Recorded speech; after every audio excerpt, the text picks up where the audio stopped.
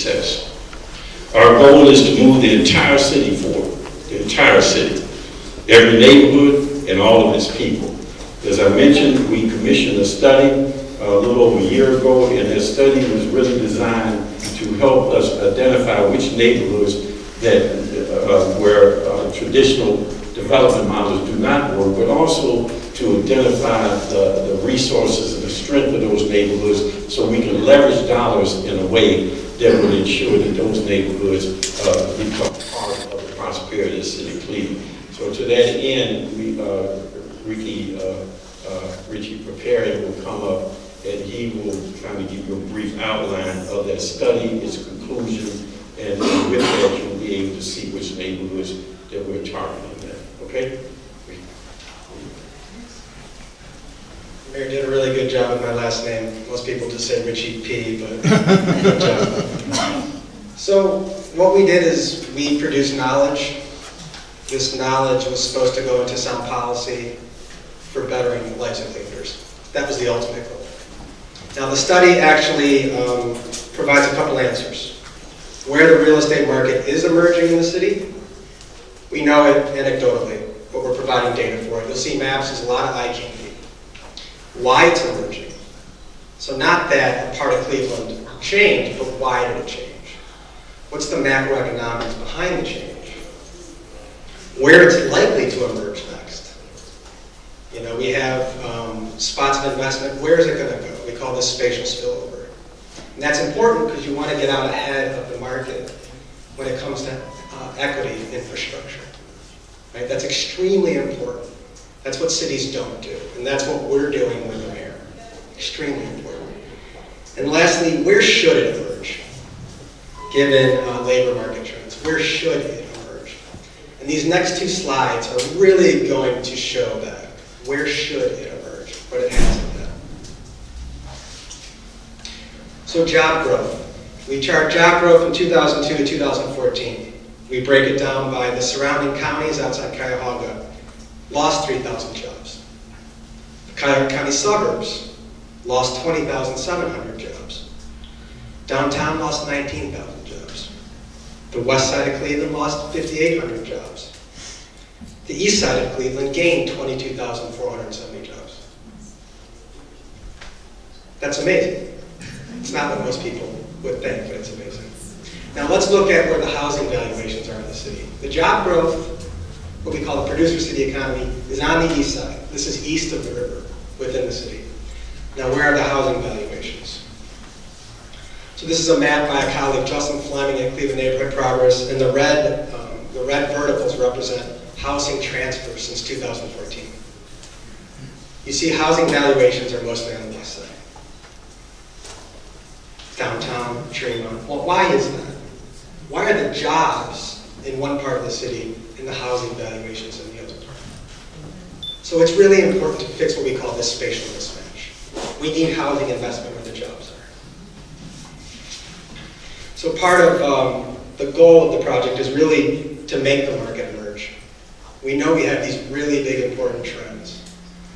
But how do we get rid of the inefficiencies, the inequities in the market? So the parts of Cleveland that need investment get the investment. And it's not simply out of goodwill, it's trends. It's real trends that are benefiting the east side of Cleveland. So we did an inflation, this is the heat map, correct?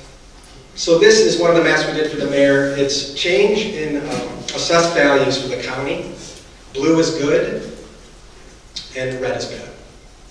You see most of the valuations are on the urban core and University Circle. Now there's this little area, Fairfax, Huff, where we'll do a smaller map, where we call it a pinch area, right? The market is going to catch up to it. But you see it's the core that's getting most of the valuation, the increased valuation. It's the city. This is a flip of suburbanization in the 1970s. Now some of the demographic trends, it's really important. Kyle Fee for the study did neighborhood change from 1970 to 2010. And it shows pretty massive amounts of change in the urban core in 2000s. In this map that we did for the Cleveland Foundation, so the green dots are educated 25 to 34-year-olds. You see how it's clustered in the core? Lakewood, University Circle, there's also a spatial mismatch between where the knowledge workers are and where the jobs are. So that's one type of change, and we call this, so it's the heat map? So this is Tremont focused in. You see how much wealth is landlocked in the neighborhood of Tremont? And now it's spilling over through Duck Island, into Ohio City, into Detroit Shoreway. A lot of it's because of the lake amenity. People want to live by the lake, they want to live with walkability, good neighborhoods. This is wealth locked in, and it's probably only going to increase. Now, the extent it goes into Clark Fulton, that's an important neighborhood we might want to target the investment. Not simply because of the spatial spillovers, but because of Metro Health, the only anchor institution, the only producer city asset on the west side. So that's important to go forward. And so, well, why is the west side changing? We call it Consumer City, Cleveland. People move to consume amenities, to consume nightlife, to eat food, parks, beaches. That's not a Cleveland thing, that's a national thing, right? That's one of the reasons why the west side is changing. But that's not the only type of investment, right? You can't consume if you don't produce. So we have a thing we say, we have microbreweries because we know microbes. We export health, we have paychecks for that, and we can afford expensive things. Gotcha what this is about, and then I'm going to hand it over to Mike Cosgrove. Thank you.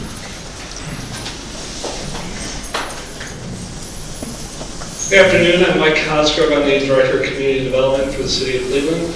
I'm going to now start talking about some of the programming that will be zeroing in on the target areas that Richard Perrin talked about.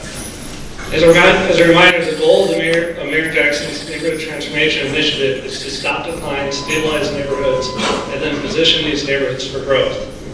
And this is a goal that has long been a goal of this administration. In fact, the renovation of this building that we're standing in today, Doan Classroom Apartments, was carried out by Famicos Foundation, completed about 5 years ago, with a city investment of $1.4 million through the Neighborhood Stabilization Program. Stabilizing neighborhoods and positioning them for growth is what we do. Now, when it comes to the housing development aspect of the Neighborhood Transformation Initiative, we'll bring a host of tools to bear to accomplish this goal and build wealth and equity for homeowners and for neighborhoods. Now, one of the challenges that neighborhoods we are targeting face in developing newer rehab housing is the challenge of value. The amount a house can be sold for is less than the cost that it takes to build or rehab it. While blocks away you may have homes selling for $200,000 to $300,000, due to the legacy of disinvestment, predatory lending, and overly conservative appraisals, home values in the areas we are talking about are well under $50,000, leaving existing homeowners with little or no equity and all too often negative equity in their homes.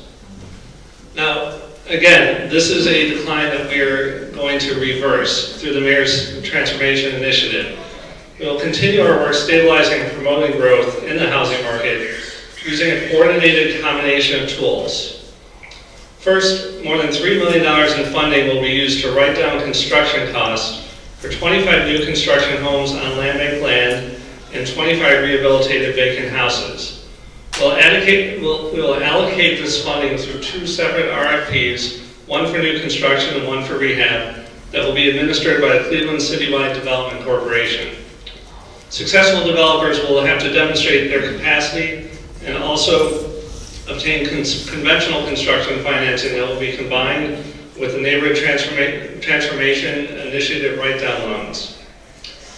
Now, in addition, as to any remaining appraisal gap, once those loans have been written down, through our lending partners, there will be soft second mortgages of up to $30,000 available for home buyers to cover the appraisal gap remaining after that write-down.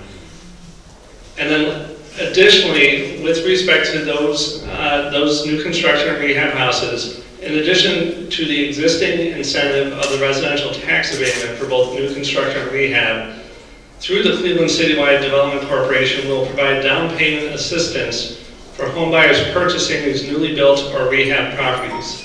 This assistance will be forgivable for home buyers who remain in the property for at least 5 years.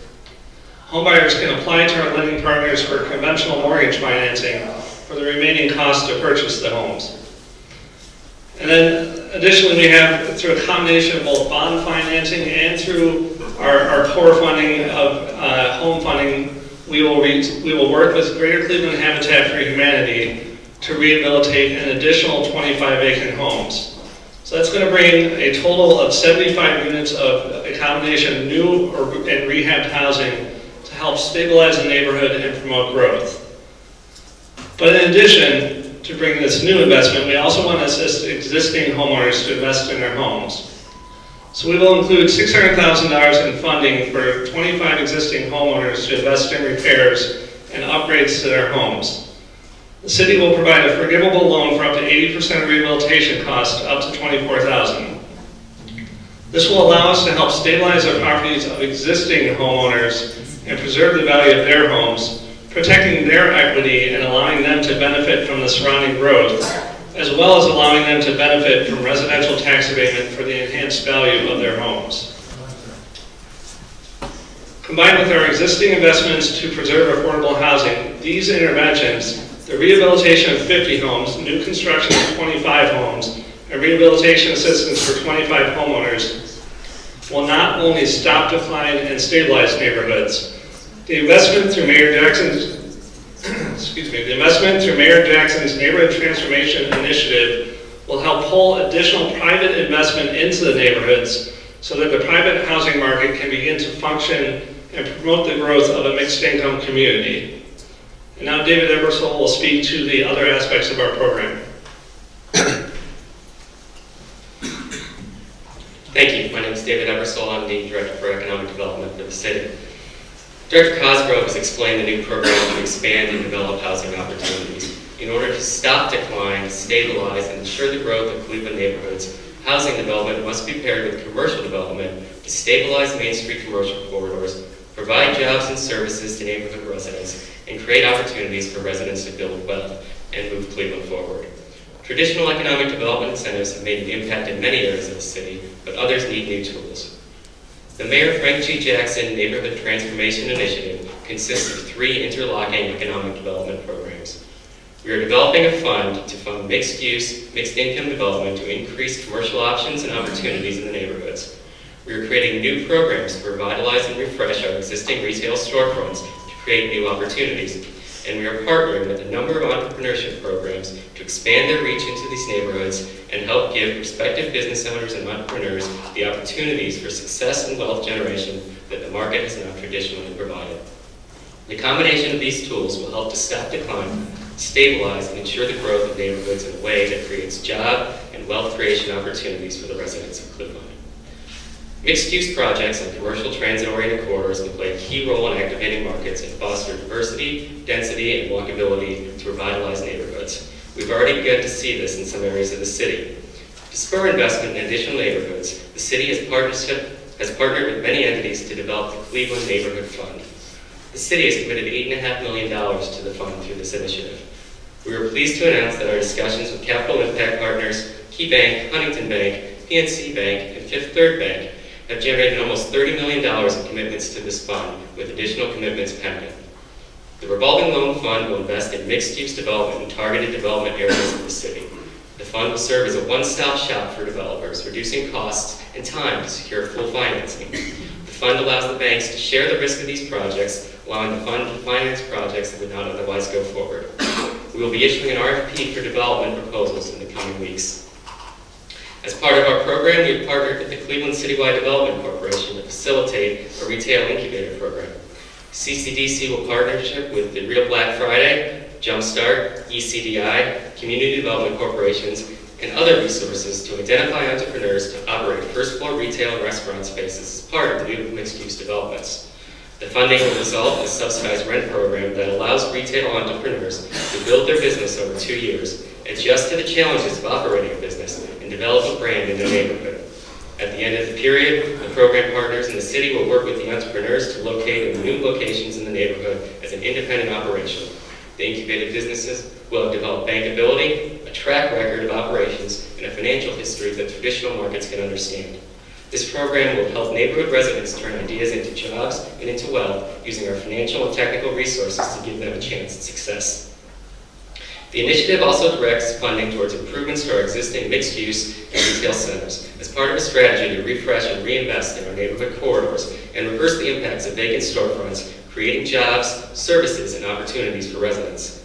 This initiative will create 2 new programs to revitalize commercial corridors by partnering with landlords and tenants who will create these new opportunities. The Retail Infill Program will provide forgivable loans to help prospective retail tenants with the build-out of retail spaces tied to the creation of new jobs. The Retail Improvement Program will work with retail landlords to help improve their retail storefronts and retail space in order to attract and retain tenants and create more opportunities. Again, we partner with Real Black Friday, Jumpstart, ECDI, Community Development Corporations, and all of our other partners to identify and support operators of these retail spaces to provide these opportunities for neighborhood residents and minority businesses to connect with these emerging markets. These programs will combine with a retail entrepreneurship program to generate new opportunities for restaurateurs, retailers, and makers to have their own operation, turning their ideas into sustainable products that create jobs and wealth for themselves and their families. Finally, we are fortunate in Cleveland to have many resources for entrepreneurs and small businesses. These organizations are committed to serving all residents of Cleveland. Many residents have ideas but have lacked for outreach or awareness of the available resources to them. Neighborhood entrepreneurship is critical to creating jobs and wealth, to stopping neighborhood decline, stabilizing neighborhoods, and ensuring their future growth and development. Our investments, the investments of the bank and the Cleveland Foundation, who are with us today, in these programs will assist these organizations with outreach and programming designed to reach entrepreneurs and business owners in our targeted neighborhoods.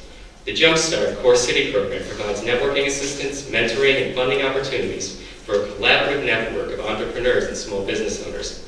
As a result, the program does not just rely on staff expertise, but builds a network of business people who themselves can assist future businesses. The program is self-perpetuating. Engagements in the neighborhood will help these business owners succeed and spread opportunities for success and wealth throughout their neighbors. ECBI is Ohio's leading micro-lending institution. Their programming provides funding to startups and small businesses at the earliest and most difficult stages. Directing these resources through this initiative will help to address the lack of access to capital faced by many of our residents. Their work with Restaurant Startup Training will be a valuable asset in our retail development programs. Our partnerships with the Urban League and NDC and the Capital Access Fund provides capital to communities that traditionally have lacked access. This fund will provide small loans to new and existing businesses to help them to grow and expand. The Urban League of Greater Cleveland runs an entrepreneurship center. The expansion of this program through the initiative will provide critical services to residents and entrepreneurs, helping their businesses become bankable, build credit, and build towards success. Collectively, these programs will expand the opportunities for residents to start and operate their own businesses, generating jobs and wealth in neighborhoods, and increase their rate of success. All told, the programs we're discussing today represent over $65 million in total investment that will be directed into the city of Cleveland. We've already received commitments of almost $60 million towards this impact. A city thrives when we work to share our prosperity with all of our citizens. These programs provide a comprehensive approach to adding to and improving physical spaces in our commercial corridors and creating business and wealth opportunities for residents. Our investments in single and multifamily housing will help increase neighborhood demand for retail services. Retail incubator spaces will help to develop small businesses to meet this need, and new and redeveloped retail storefronts will be the home for these businesses. Combined with our targeted entrepreneurship efforts that will identify residents who have desire to start and operate businesses with the drive to run them successfully. This comprehensive approach and the collaboration of many partners here today will ensure the future growth and development of Cleveland, its neighborhoods, and its residents in order to move Cleveland, all of Cleveland, forward. I'm going to turn the program over to Director Collier.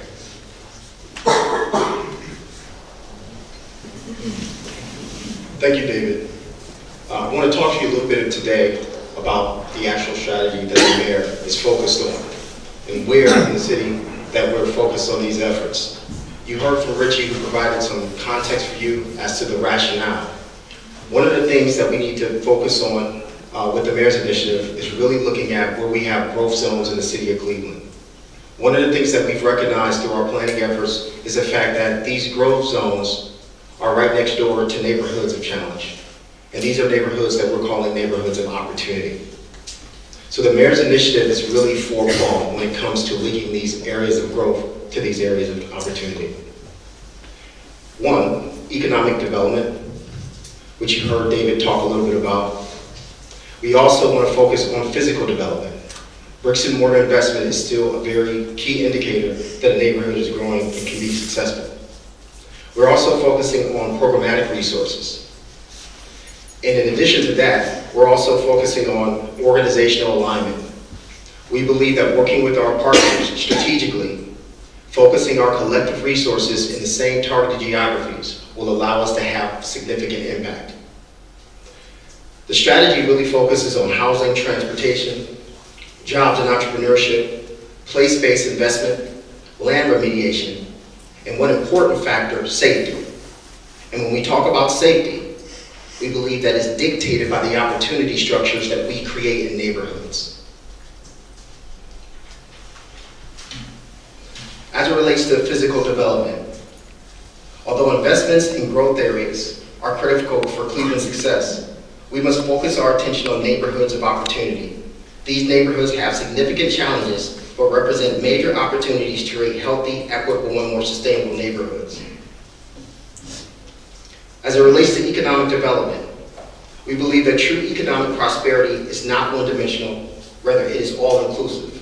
Creating high-tech, low-tech, and no-tech opportunities and creating pathways to economic empowerment through education and training will also be key working in these neighborhoods. As it relates to programmatic resources and new tools, the mayor has often alluded to the fact that we must utilize new tools and approaches to address issues that we face in our communities. The administration has instituted new programs and will be working with key organizations who have demonstrated innovative approaches to addressing complex issues in our neighborhoods. These approaches include regulatory tools, financial tools, as well as other incentives. When it comes to organizational alignment, whether the economy is good or bad, public dollars are always limited, and we must leverage given the limited resources that exist. This effort will require others to invest in and around the geographies that we have targeted. And in closing, some key takeaways that I want to make sure come across. One of the objectives of the Neighborhood Transformation Initiative is to focus new tools, programs, and resources in inherently disadvantaged areas. Therefore, the principle of equity is at the forefront of this initiative. We are at a point where we are drilling down into specific geographies, identifying the strategies to be executed in each of the target zones we have identified. These areas were identified based on geographic location, socioeconomic characteristics, and links to key assets such as transit corridors and anchor institutions. This effort will be more than just the dispensation of resources. This will be about strategic alignment among CDCs, philanthropy, banks, private interest, and others. The strategy is inclusive of community input through strategic planning efforts. These strategies will be utilized as a guide to direct limited resources to target geographies and ensure that they address neighborhood conditions. And we have all witnessed disparities in neighborhood conditions throughout the city of Cleveland and in many communities throughout the country. These differences in economic status, health status, and overall well-being are not random. These differences stem from past decisions and the implementation of policies at all levels that have advantaged some communities and disadvantaged others. Our focus is to create healthy, equitable, and more sustainable communities. Equity is defined as a fair opportunity to attain one's full potential, and we believe that no one should be at a disadvantage from achieving this potential. As the mayor alluded to in his State of the City address, we believe that Cleveland is on the right trajectory in many areas. We also understand that these issues can only be addressed through a collective effort, and our collective goal is to stop decline, stabilize, and ensure growth for the future. And on that note, I'm going to turn it over to our friends at the bench. Thanks, Freddie. Good afternoon. I tell you, as a lifelong Clevelander, growing up in Cleveland Heights, I I'm pretty excited about being here today. When you hear about the dollars and you hear about the collaboration, you hear about how it's focused, this is something that's truly different, it's truly needed, the time is now. My name is Kip Clark, and I'm the Cleveland Market President for KeyBank. And I'm awfully proud to be a part of this group up here. You're benefited by the fact that we've got the city working closely in hand with all of the banks. And I think in Cleveland, we're really blessed with not only having a number of strong banks, but also a number of strong leaders that are really dedicated to what we're talking about here. Whether it's Joe or Paul or Diane, we may mix it up a little bit on the field, but when it comes to something as critical as this to the future of Cleveland, we're all very much aligned. And I think if we really want to be the city that we all aspire to be, we've got to bring everybody up. We've got to find ways to stop the decline, to stabilize, and to invest to grow. And I think progress is also only made through leadership. It's not done in isolated pockets. It's got to be part of a coordinated plan. I think what we've seen in Cleveland, what we've seen in other cities, is that it's sort of a one-and-done investment in an isolated area, that it's not connected, it's not coordinated with existing resources, whether it's physical or economic resources, whether it's social services organizations, the city, and the private community. It needs to be part of a game plan. And I think one of the things that has struck all of the bank leaders here as we think about this opportunity is that by aligning and by focusing, we think we can get some really great outcomes. As I think a number of you know, we at Key are very much about the community. We've been here for about 150 years. Our 6,000 employees are actively involved in just about every element. We sit on over 300 not-for-profit boards. Our foundations and our businesses have invested over $100 million directly in the community over the last 10 years. And over the past 4.5, about $250 million of low-income large tax financing credits. To say that we're not about the community would also run counter to our whole purpose statement. We see our business interest and our community interest as being inextricably tied. This is not about charity. This is about economic development, because truly neither Key or our peer banks or the rest of the city can prosper unless everyone prospers in the long run. So we're hearing about a lot of great investments today. We're going to be working closely on housing, entrepreneurship, workforce development, small business lending. A couple specific examples you've heard about, the Urban League's Capital Access Fund, University Circle's Next Step, and a number of others, not to mention Jumpstart and some of the other things that we're already involved with. I think you'll also be hearing from us in the future on some other things around Johnny. It sounds good, but it's not going to be effective and it's not going to be sustainable. So thank you for joining us here today. We're clearly all in, as I think you'll hear from some of my friends up here. They are as well. Paul? Thanks, Kip. Good afternoon, everybody, and welcome to this beautiful community space here at the Doan Classroom Apartments. It's beautiful. I'm really also kind of standing in for Michael Taylor. Many of you know Michael. He leads our community development banking efforts here in Cleveland and through a number of our markets. And he couldn't get out of Chicago fast enough, so I'm here for him, and I'm glad I am, because it's a great day for Cleveland. Mayor Jackson, thank you. Thanks for your leadership. Thanks for your vision around neighborhood transformation and your office who works so tirelessly to get us to where we are today. PNC is delighted to be a part of this very important fund that is being developed and the financing tool that can make a lot of things happen in conjunction with the city. And I want to also thank you, Mayor, for bringing the banks together. As Kip mentioned, we may mix it up on the field, but boy, when it comes to trying to do something in the community, I think Cleveland, more than any other city where we're located, does that better, and you brought us together, so thank you for that. I just want to applaud your vision for Cleveland and Cleveland neighborhoods. I think we share that vision in the sense that banks have an interesting relationship with community. When the community does well, we do well.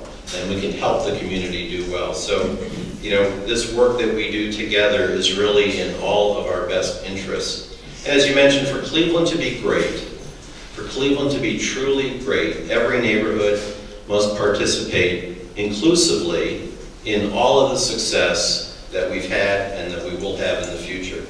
And this fund that is being developed with this work, as has been mentioned by others, will really help stabilize neighborhoods and provide that platform for private investment to come in so that those neighborhoods can grow into the future.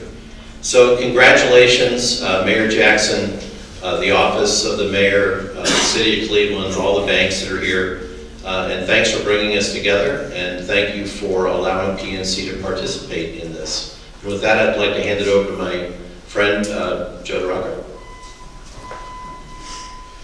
Thank you, Paul. Good afternoon. I'm Joe DeRocco. I'm the president for Northeast Ohio for Fifth Third Bank. And first and foremost, Mayor Jackson, thank you very much to you, your entire staff, because I think when you think about this vision of and the collaboration that's going on, it didn't just happen overnight.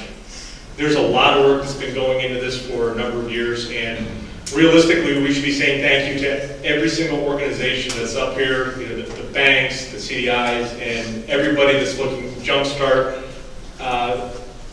Really, we have to work collectively to work on our community. And, you know, at Fifth Third Bank, we believe in putting the citizens, the community, and the neighborhoods at the heart of what we do. And we've done that for a long time, and we'll continue to do that in the future. So I think when it comes to this initiative, we're going to be very actively engaged, and we're committed. We'll continue to support it with housing loans, supporting the development of businesses, providing financial education, and investing into the community. So, you know, the vision that's being shared today is really a beautiful one. You know, Cleveland has a massive amount of momentum, but if we're not inclusive of our neighborhoods and all of our people across the entire city, we're missing the mark.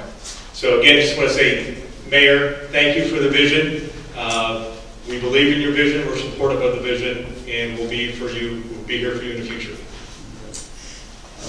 For those of you who are wondering when it's going to end, we have two more presenters who will be very brief, and then we'll open it up for questions, okay?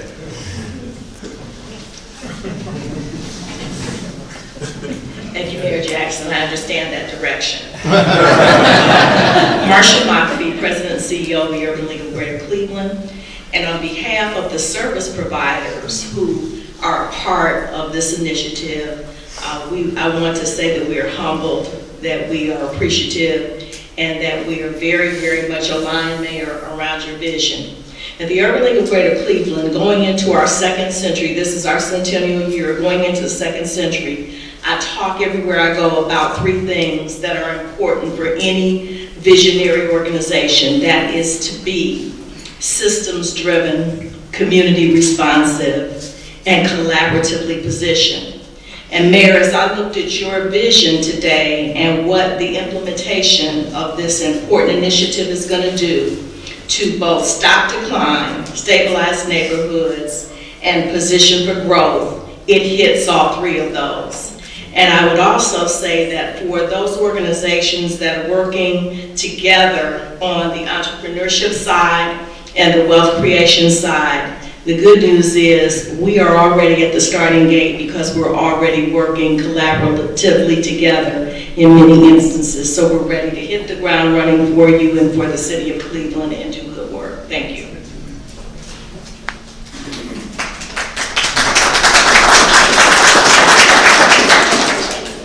Good afternoon, I'm John Hammond with Greater Cleveland Habitat for Humanity, and our mission is affordable home ownership. And we married that mission with using home revitalization to act as a catalyst to neighborhood revitalization. Now, when I heard all these great things today, I felt like I was a kid again, waking up Christmas morning and going under the tree with all these great packages, each one being a tool for neighborhood revitalization in the city of Cleveland. So I do want to thank Mayor and the public and the private funders for wrapping those presents for us. So Habitat for Humanity, and by the way, when I look at these new tools, I think I speak on behalf of everyone working out in the neighborhoods. You know, you kind of wrote the plan that we would have written for ourselves. New homes, rehabbed homes, helping existing homeowners, and filling in some of those vacant properties that are really like becoming sources of blight again because people dump trash. And so really, these are the things we need, and I'm particularly excited about helping existing homeowners, because in Habitat we do that. It may be a new porch or new steps, but we don't have the resources to do the new windows and the new doors and the new roofs and other things the family may need to sustain that home. Habitat for Humanity is working on the initiatives and the themes that the mayor has said. We're going to work in forgotten neighborhoods, and I like these neighborhoods. In those neighborhoods, we see opportunity and potential and a promise for a new Cleveland. We like those neighborhoods. We're very familiar with those neighborhoods, and I can show you some of the work we've already started in those neighborhoods. But it's also about wealth creation, because if you don't own your own home, for most of us, you never had a chance to be accumulating wealth. And with the Habitat model, and believe me, it's a great deal. We've been rehabbing last year 30 houses. The average appraised value was 70. We're starting to see those in Woodhill even at 90,000. But the average for the 30 was 70,000. The buyer buys that house for 50,000 because we use home funds and give them a silent second. So day one they move in, they got $20,000 of equity in their pocket. The other thing they do is they pay $365 a month. Taxes, insurance, principal on a 15-year note. Now when you know where you're going to sleep that night, and you're not changing school systems 2 and 3 times a year, and you're constantly worrying, I gotta move, now how I'm gonna get to this job, and is there a bus to take me to that job? You don't have to worry about that anymore. You start focusing on self-improvement. And our families have better education, economic, and health outcomes. And they are the new anchors in revitalized community neighborhoods. So thank you, Mayor Jackson, for your tools and your packages. Well, I want to thank all the speakers. Ms. Indy is here from the Cleveland Foundation. We really appreciate your participation and the foundation's participation in this initiative. Again, I know it was long and it was detailed, but I didn't want anybody to think that we haven't been spending time on this. And that this has been over a year in the making, in negotiation, communication, and all of that, and really coming up with these tools, and this is the final product. And as we go out into the field and we begin to implement, I'm pretty sure that we'll be tweaking those tools to make sure that they fit the reality that we face, based on what rather than what we thought going in. And I also want to mention that the areas that are mentioned here, the Clark Fulton area, and also the areas on the east side, they are not excluded from any traditional tools or resources that we have. This is in addition to all of that, in order to spur the development, to stop decline, stabilize, and create growth for the future so we can move this entire city. So any questions? I hope we answered everything in the presentation, but if we haven't, we're here to answer the questions. Mayor, I wondered if you could explain for, say, a lower income family that's renting in a house that's in bad condition, what will this plan offer for them to help improve their circumstances? Well, we have existing programs, lending things, both in the public and private sector, but I'll let Mr. Cosgrove talk about it. Right, so, I mean, to that family, I mean, the one thing I would say is, again, as the mayor said, we have our Repair Home program and other programs, depending on the specifics of that family. The other thing is, this is, the idea of this is if you target this investment, pretty narrowly, that it's going to push up values. So, that, again, the best thing for that low-income person is our other programming, but it also enhances the value of that house. That lets the owner of that house or building access investment based on the increased value of their properties. And the follow on that, remember now, we're trying to create a market. This is not perpetual subsidy. This is attempting to stop the decline, stabilize it, so that there can be investments for growth in the future. And in order for that to happen, the market has to take over. That's what this is about. Are you a reporter? Yes. Go ahead, man. Okay. So much has been made about limited public monies being available, disparities between neighborhoods. Some people out there might wonder, is this a continuity of that disparity if you look at the dollar amount of investment in neighborhoods compared to dollar amount investment in Q arena renovations, for example? Well, we're talking about a minimum of $65 million here. Which is still less than the Q arena. Well, it's still less than the Q if you talk about having to do a debt. Remember now, if you pay cash for something, it is the value at that time, which is $65 million. If you pay the debt over 30 years, then you're always going to pay more for the debt over the 30-year process, right? So when you look at this is $65 million that we're doing in this initiative. That does not exclude the fact that we've already invested $195 million that is leveraged over $900 million in total investment in neighborhoods on economic development. That's not counting what community development has done. And it does not count the $500 million of which we've invested in capital funding throughout the city, over which 90% has gone into neighborhoods.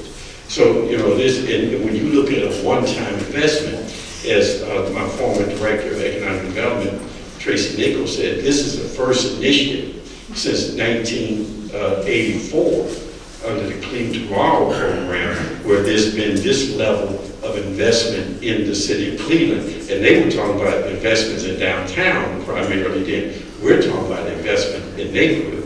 And this is the largest amount since that time. And this is the first time we've all come together in this collaborative way to implement, not just talk about, implement since that time. Anybody else? Yes, sir.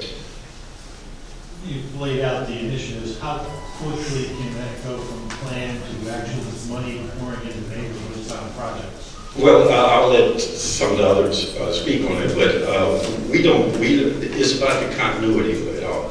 It took us over a year to come up with the strategic plan, over a year to identify the neighborhoods and all that kind of stuff. And now we're resourcing that and we have everything in place. So which director can tell me that? Because we're actually doing things. We're doing things already. Again, we spent years. This is a moment in time, and this is the next phase. So we don't see this as a stop-go project. We see this as the continuum of what we were attempting to do, and that is to make Cleveland a great city. Go ahead. So our programming is, we're moving forward with the authority to get the financing pieces in place. We're expecting to issue RFPs for development over the next few weeks, and we're expecting to be in the ground this summer or early fall. So we're moving on fast track. And if you remember, you were at my legislative initiative last Thursday, and we introduced something about, I don't know how many, it was 12, 13, I don't know how many pieces of legislation. All of those pieces of legislation is tied to this initiative because we have to have the authority to expend the money. And so we have to have that authority. And once we gain that authority, then we have the ability to spend. Just want to make sure I understood that the $25 million from the bond issuance, is all of that money being focused in this area between University Circle and downtown, like Fairfax? Well, that is a concentrated effort, plus we're looking at Clark Fulton area. So you look at that area that you see on the east side, and you look at Clark Fulton. Yes, that's where the concentration is. And we'll be discussing with the nonprofits of those areas, the CDCs, because we have a partnership with them.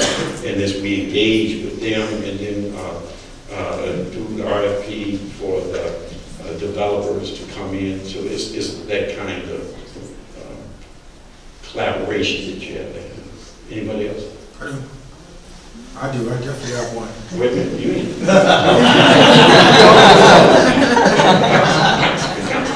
we can have a conversation. We always talk. But thanks for coming to the neighborhood. I'll talk to you on Friday. But if you, and I do apologize, Councilman Conwell and Council Lady Conwell, all right, that they're both, this is their area, this is their part of Glenville. I know the Council Lady has a broader geographical area, but this is very specific and narrowly focused in, and Glenville is one of the target areas along with Fairfax, I think parts of Hub, the Clark Fulton area, and the whole Buckeye area. So appreciate you coming, Council. I had another question. I may have missed it. So how much private investment are we talking about here? There's the $25 million from the city, and we're looking at a total of 65 minimum. 65 minimum. And now that's part of this initiative. Once the initiative takes hold and the market is created, you will see the private investment go up, and it won't be part of this initiative. It would be one of the byproducts, the positive outcomes of the initiative being successful. So that will increase as time goes on. Is that the way we see this? 65 exclusive of the 25 from the city? So 25 from the city and 65 from private? No, 25 is a total. Total So, 65. Yeah, so 40, 65 and 40 is what the private sector, no, wait, hold on, it's a total of 65. Okay. We got 25 in the game. Okay.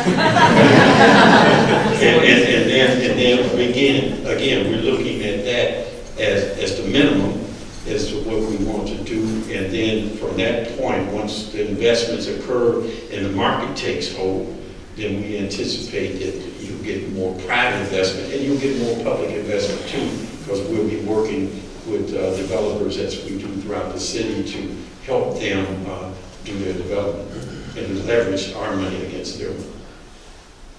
Anybody else? I thank you very much. Thank you.